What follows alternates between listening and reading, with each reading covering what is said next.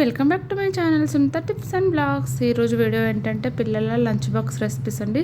3 types of lunch box recipes చూపిస్తున్నాను. ఈజీగా ఇంకా త్వరగా అయిపోతుంది, పిల్లలు కూడా ఇష్టంగా తింటారు. ఇప్పుడు దీనికోసం అయితే నేను ఎల్లో క్యాప్సికమ్, రెడ్ క్యాప్సికమ్ తీసుకున్నాను. ఇది ఫ్రైడ్ రైస్ అండి. కొంచెం క్యాబేజ్ కూడా తీసుకున్నాను. ఫ్రైడ్ రైస్ అయితే చాలా టేస్టీగా కుదిరిందండి. ఫస్ట్ అయితే ఆయిల్ వేసుకొని అందులో జీలకర్ర వేసి కొంచెం ఫ్రై అయిపోయిన తర్వాత పచ్చిమిర్చి, ఆనియన్స్ వేసి కొంచెమే ఫ్రై చేసుకోవాలి, ఎక్కువ ఫ్రై చేసుకోకూడదు ఎందుకంటే క్రంచినెస్ ఉండదు. మళ్ళీ ఇది కొంచెం ఫ్రై అయిన తర్వాత మనమైతే అల్లం వెల్లుల్లిపాయ పేస్ట్ వేసుకొని ఆ తర్వాత క్యాబేజీ ఇంకా ఒక్కసారి బాగా కలిపేసుకొని ఎల్లో, రెడ్ క్యాప్సికమ్ ఉంటే గ్రీన్ క్యాప్సికమ్ కూడా వేసుకోవచ్చు. నేను 2 వేసి కొంచెం ఫ్రై చేస్తాను, ఎక్కువసేపు ఫ్రై చేసుకోవద్దు. ఆ తర్వాత కొంచెం పసుపు, గరం మసాలా, కొంచెం చికెన్ మసాలా వేసి బాగా కలిపేసుకోవాలి. ఇది బాగా కలిసిన తర్వాత మనం వండి చల్లబెట్టుకున్న అన్నం అయితే వేసి బాగా కలిపేసుకోవాలి. లేకపోతే నైట్ అన్నం ఉన్నా ఇలా చేసుకోవచ్చు, చాలా బాగుంటుందండి. టేస్ట్ అయితే పిల్లలు కూడా చాలా ఇష్టంగా తింటారు. లాస్ట్లో కొంచెం నిమ్మరసం పిండుకోవాలి. మధ్యలో అయితే నేను సాల్ట్ వేసాను, ఆ క్లిప్ మిస్ అయిపోయింది.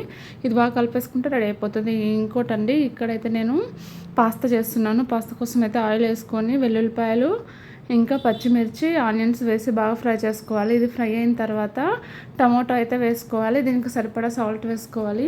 నేను పాస్తా ఫస్టే ఉడికించి పెట్టుకున్నాను, కొంచెం సాల్ట్ వేసి ఉడికించి పెట్టుకున్నాను. ఇది కొంచెం మగ్గిన తర్వాత మనం ఉడికించిన పాస్తా వేసి బాగా కలిపేసుకోవాలి.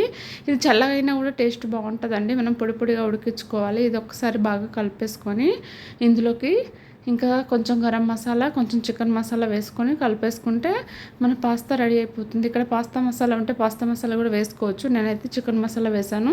అంతే అండి, ఈజీ రెసిపీ. పిల్లలు కూడా చాలా ఇష్టంగా తింటారు, వాళ్ళకు కూడా సాటిస్ఫాక్షన్ ఉంటుంది, మంచి ఫుడ్ తిన్నట్టు.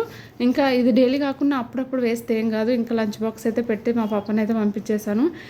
మూడో లంచ్ రెసిపీస్ వచ్చేసి పెరుగన్నం అండి. పెరుగన్నం కూడా చూపించాలా అని చాలామంది అనుకుంటారు, కానీ చూపించాలి. ఎందుకంటే చాలామంది పిల్లలు పెరుగు తినరు. ఈ ఎండలకు తట్టుకోవాలంటే పెరుగు తినాల్సిందే.